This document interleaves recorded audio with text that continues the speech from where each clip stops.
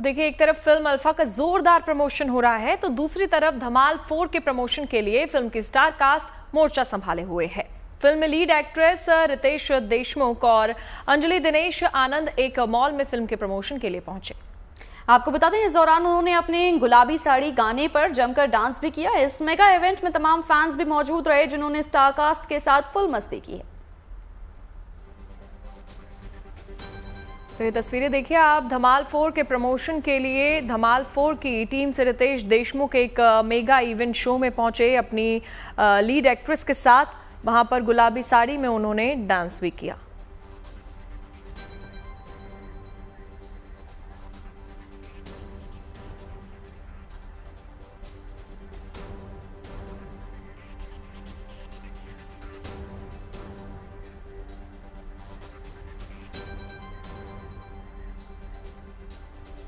और चलिए अब बात करेंगे सलमान खान की। आखिर अपने घर से बेघर क्यों हो रहे हैं सलमान खान, इसके बारे में आपको दिखाते हैं रिपोर्ट।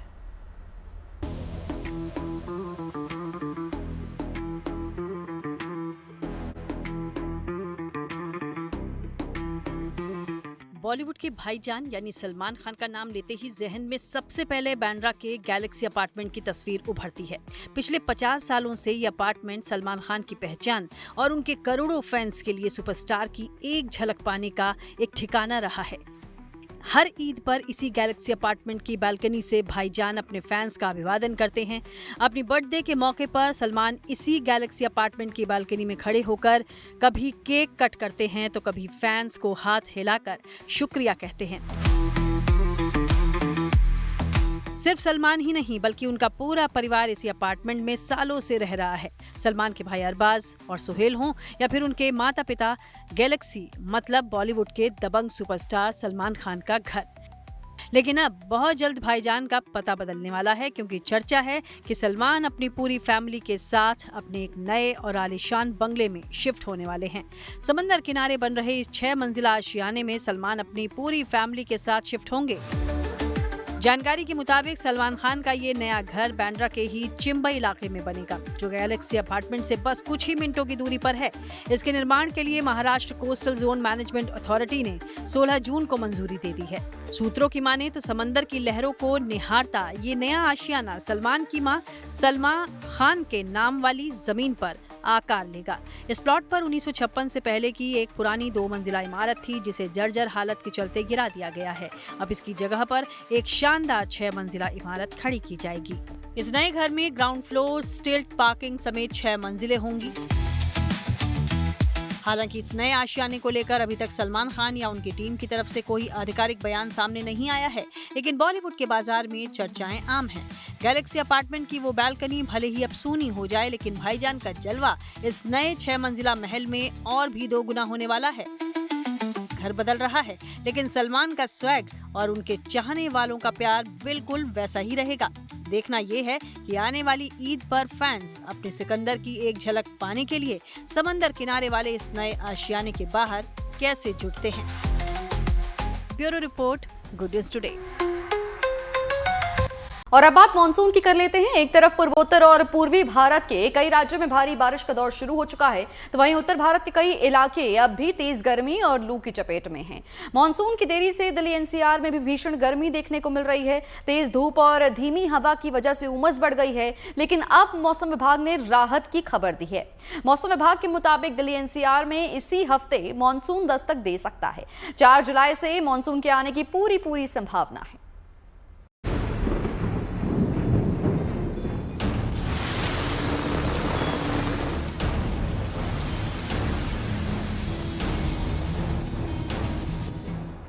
रविवार शाम को आसमान में घने काले बादल छाए तो लगा भीषण गर्मी और उमस से राहत मिलेगी।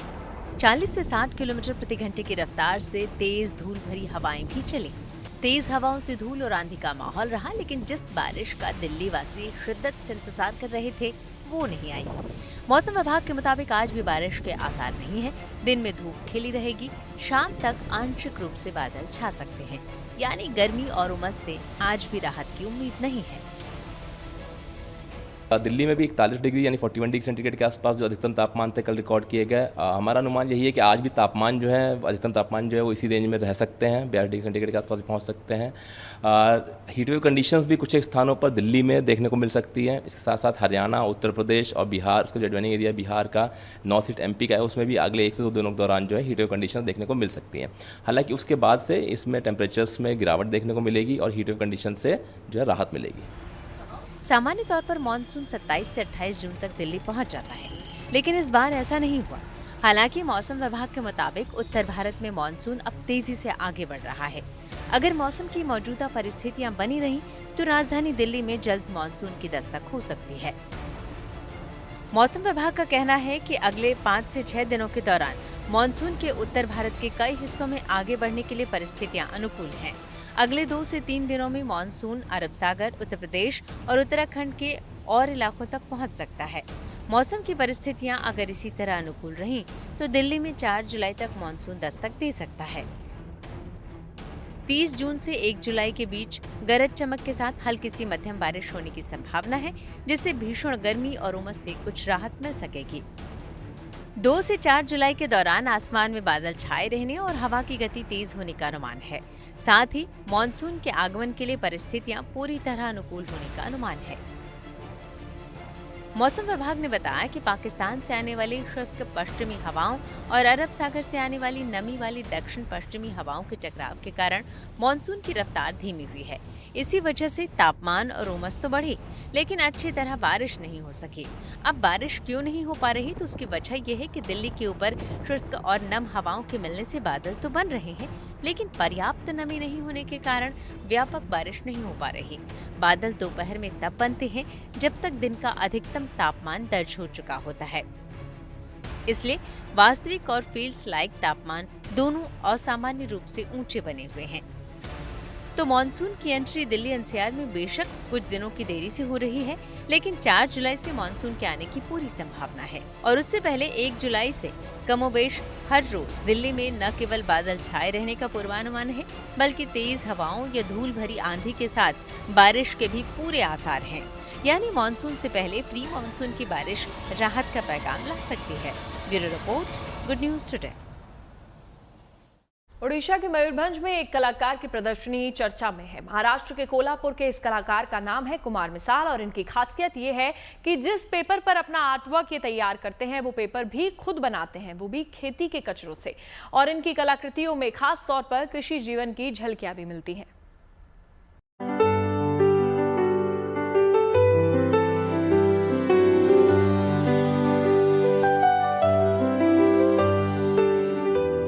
अगर आपसे कहा जाए कि ये चित्रकारी वेस्ट टू वंडर का सबसे अनूठा और नायाब उदाहरण है, तो आप शायद यकीन न कर पाएं, लेकिन ये सच है और इस सच को जी रहे हैं कोल्हापुर महाराष्ट्र के कलाकार कुमार मिसाल, जो एक खास तरह के चित्रकारी के लिए मशहूर हैं। ये खेती के कचरों से पहले पेपर तैयार करते हैं और फिर उसी पेपर पर चित्रकारी करते हैं। अपनी भावनाओं, सोच और उम्मीद को बड़ी बारीकी से इन्हीं कागजों पर उतार देते हैं। जैसे कि मैंने बचपन में देखा है कि वेस्टेज फार्मिंग सोसाइटी में या फिर मेरे घर में कोई चीज़ें होती नहीं थी, यानी जो भी चीज़ें हैं उसके ऊपर प्रक्रिया करके नई चीज़ बनाई जाती थी। तो यही चीज़ मेरे काम में धीरे धीरे रिफ्लेक्ट होने लगी। मेरे फार्म में जो भी वेस्टेज फाइबर्स है या फिर चीज़ें हैं उसके ऊपर प्रक्रिया करके उसके कागज़ बनाना और कागज़ और कलाकृति बनाना मैंने शुरुआत किया। खास बात तो ये है कि ये न सिर्फ पेपर बनाने में खेती के अवशेषों का इस्तेमाल करते हैं, बल्कि कागज पर जो कुछ उकेरते हैं उनमें भी कृषि जीवन की झलक मिलती है।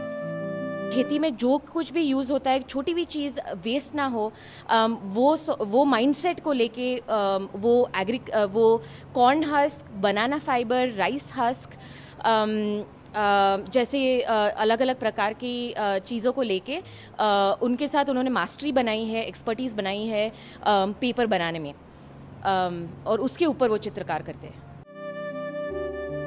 कुमार की इन कलाकृतियों में कृषक जीवन की चुनौतियां, उनके संघर्ष हैं, उनकी जीवटता है। वुडकट तकनीक का इस्तेमाल करते हुए वे किसानों के परिवारों पर पड़ने वाले राजनीतिक, सामाजिक, पर्यावरणीय और मनोवैज्ञानिक प्रभावों की खोज भी करते हैं। और उनके प्रवासन और विस्थापन के मुद्दों को उजागर भी करते हैं। और इस तरह वो प्राकृतिक कृषि सामग्री और खेती के कचरों से कथाएं रचते हुए अपनी जड़ों से जुड़े रहते हैं। वो जो कलाकृति है उसके ऊपर या जो कागज़ है उसके ऊपर जो सोसाइटी में फार्मर के इश्यूज़ है, जो उनका संघर्ष है, वो पेंट करने का काम मैं करता हूँ सर। और मैं जो कागज़ बनाता हूँ और जो फाइबर बनाता हूँ वो एसिड फ्री और अल्कोहल फ्री होता है। तो उसके वजह से होता ये है कि उसकी लाइफ ऑटोमेटिकली बढ़ जाती है, क्योंकि उससे दीमक या कीटक लगने से थोड़ा बचता है वो। तो ये इंस्पिरेशन और ये जो प्रभाव है वो मुझे फार्मर के रूटीन से आया हुआ है। ओडिशा के मयूरभंज में कुमार विशाल के चित्रों की ये प्रदर्शनी न सिर्फ लोगों का ध्यान खींच रही है, बल्कि हैंडमेड इको पेपर क्रिएशन के जरिए ग्रीन आर्ट को बढ़ावा भी मिल रहा है। Bureau report, good news. और चलिए अब आपको लिए चलते हैं पुरी, जहां पर आज जगन्नाथ स्नान उत्सव मनाया जा रहा है। ये उत्सव केवल एक विशेष पूजा नहीं बल्कि विश्व प्रसिद्ध जगन्नाथ रथ यात्रा की शुरुआत का प्रतीक भी है। इस दिन भगवान जगन्नाथ, बलभद्र और देवी सुभद्रा की प्रतिमाओं को मंदिर के गर्भगृह से बाहर लाकर विशेष स्नान वेदी पर विराजमान किया जाता है। इसके बाद वैदिक मंत्रों और पारंपरिक विधि विधान के साथ उनका पवित्र अभिषेक किया जाता है। महाप्रभु गजानन रूप में दर्शन देते हैं। धार्मिक मान्यता है कि इस दिन भगवान के दर्शन और पूजा करने से विशेष पुण्य मिलता है। भक्तों की मनोकामनाएं पूरी होती हैं। सुबह से शुरू हुआ ये उत्सव देर शाम तक चलता है और हर साल इसी तरह लाखों श्रद्धालु इस दिव्य आयोजन के साक्षी बनने के लिए पुरी पहुंचते हैं और भगवान जगन्नाथ का आशीर्वाद प्राप्त करते हैं। उत्सव का गवाह बनने के लिए देश भर से लाखों की संख्या में श्रद्धालु पहले ही पुरी पहुंच चुके हैं। भक्तों की इस भारी भीड़ को देखते हुए प्रशासन और पुलिस पूरी तरह मुस्तैद है। तड़के से ही यहाँ उत्सव और उल्लास का माहौल है। उत्सव की शुरुआत आज सुबह 4 बजे पहांडी विधि से हुई, जिसमें भाई बलभद्र, बहन सुभद्रा और सुदर्शन चक्र के साथ महाप्रभु जगन्नाथ को गर्भगृह से भव्य जुलूस के साथ बाहर लाकर मंदिर परिसर के खुले स्नान मंडप पर प्रतिष्ठित किया जाता है। सुबह 9:30 बजे से 11:30 बजे यानी 2 घंटे तक जलाभिषेक की परंपरा निभाई जाएगी। इस परंपरा के तहत स्नान मंडप पर 108 पवित्र और सुगंधित कलशों के जल से महाप्रभु का महाभिषेक किया जाएगा। इसे जललागी रीति कहा जाता है। ये कोई साधारण जल नहीं होता, बल्कि मंदिर परिसर के सुना कुएं यानी कि पवित्र कुएं से निकाला जाता है। मान्यता है कि इस पवित्र स्नान के दर्शन मात्र से भक्तों के सभी कष्ट दूर हो जाते हैं। दोपहर 12:30 बजे से 2:30 बजे तक महाप्रभु को गजानन के दिव्य रूप में सजाया जाएगा। मान्यता है कि भगवान जगन्नाथ ने अपने एक गणेश भक्त की इच्छा पूरी करने के लिए ये रूप धारण किया था। साल में सिर्फ आज ही के दिन भक्त भगवान का ये अनोखा रूप देख पाते हैं।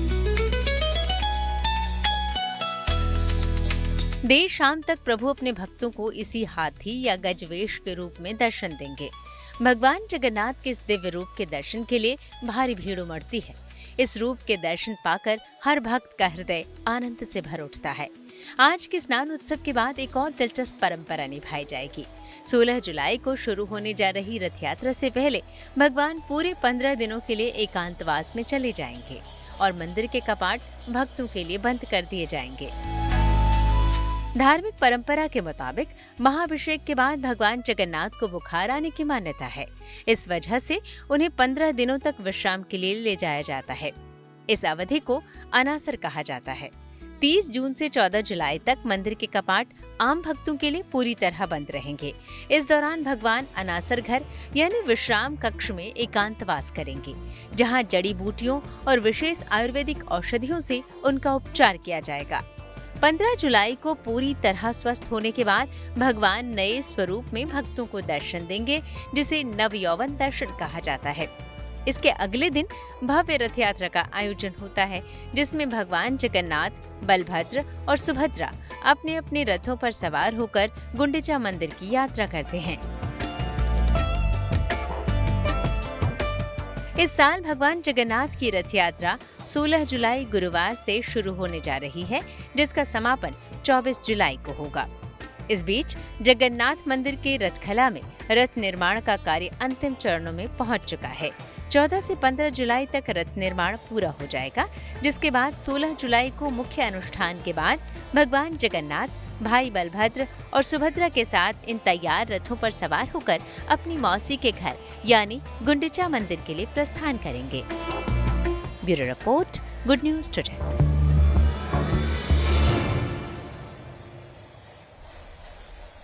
तो धार्मिक मान्यताओं में पूर्णिमा तिथि का विशेष महत्व है, लेकिन जब बात ज्येष्ठ महीने की पूर्णिमा की हो तो इसकी महिमा और भी बढ़ जाती है। ज्येष्ठ पूर्णिमा केवल पवित्र नदियों में स्नान और दान का दिन नहीं है, बल्कि भगवान श्री हरि, विष्णु और धन की देवी माता लक्ष्मी की असीम कृपा पाने का भी महापर्व है।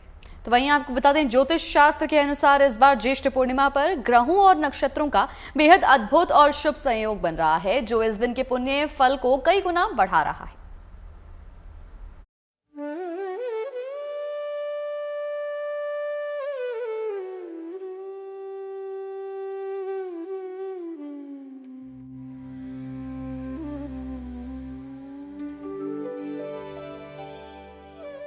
ईश्वर की आराधना का कोई एक रूप नहीं होता, लेकिन जब भक्ति का जुड़ाव प्रकृति से हो जाए तो उसका फल अनंत हो जाता है।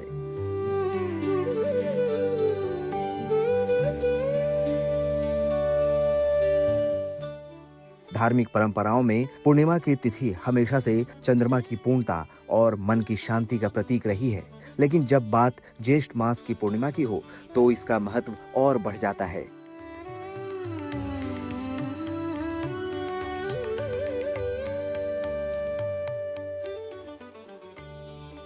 शास्त्रों में ज्येष्ठ मास को अत्यंत पवित्र माना गया है। इस महीने की पूर्णिमा तिथि पर जल का महत्व सबसे अधिक होता है। भीषण गर्मी के इस महीने में जब भक्त पवित्र नदियों में आस्था की डुबकी लगाते हैं तो उसे अत्यंत फलदायी माना जाता है। मान्यता है कि ज्येष्ठ पूर्णिमा के दिन गंगा स्नान करने से मनुष्य के सभी पाप नष्ट हो जाते हैं और उसे मोक्ष की प्राप्ति होती है। इस तिथि को चंद्रमा संपूर्ण होता है। सूर्य और चंद्रमा समस्पदक होते हैं। चंद्रमा इस तिथि में स्वामी है, इसीलिए इस दिन हर तरह की मानसिक समस्याओं से मुक्ति मिल जाती है। इस दिन स्नान, दान और ध्यान करना विशेष फलदायी होता है। इस दिन सत्यनारायण भगवान या महादेव की उपासना करनी चाहिए।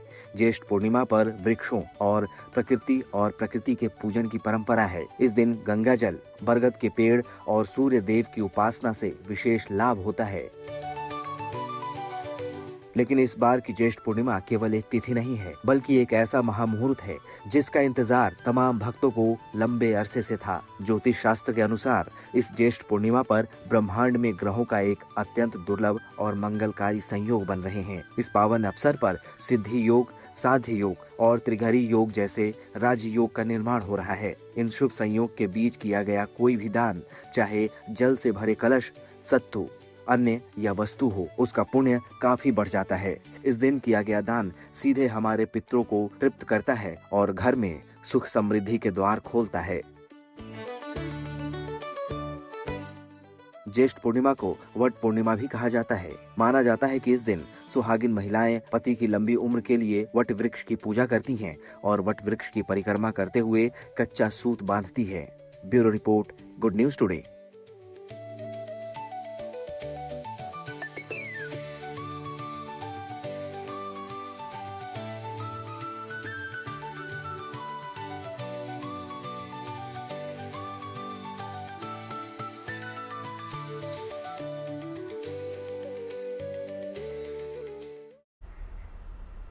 आज ज्येष्ठ पूर्णिमा के पावन अवसर पर उज्जैन के श्री महाकालेश्वर मंदिर में भगवान महाकाल का विशेष अभिषेक हुआ। भक्तों की मौजूदगी में पुजारियों ने महाकाल का पूजन किया। वैदिक मंत्रोच्चार के बीच जल, दूध और पंचामृत से अभिषेक किया गया। देखिए, वैदिक मंत्रोच्चार के बीच जल, दूध और पंचामृत से अभिषेक किया गया और पूर्णिमा पर बड़ी संख्या में श्रद्धालुओं ने बाबा महाकाल के दर्शन कर पूजा अर्चना की, सुख समृद्धि की कामना की। बड़ी संख्या में श्रद्धालु बाबा महाकाल के दर्शन के लिए मंदिर पहुंचे और पुण्य के भागी बने।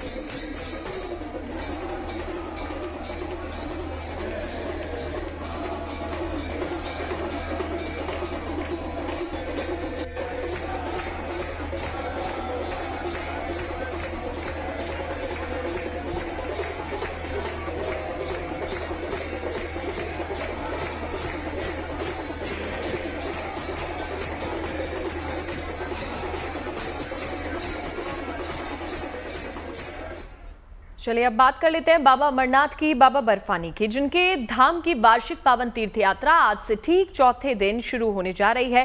तीर्थ यात्रा की तैयारियां अब फिलहाल पूरी हो चुकी है।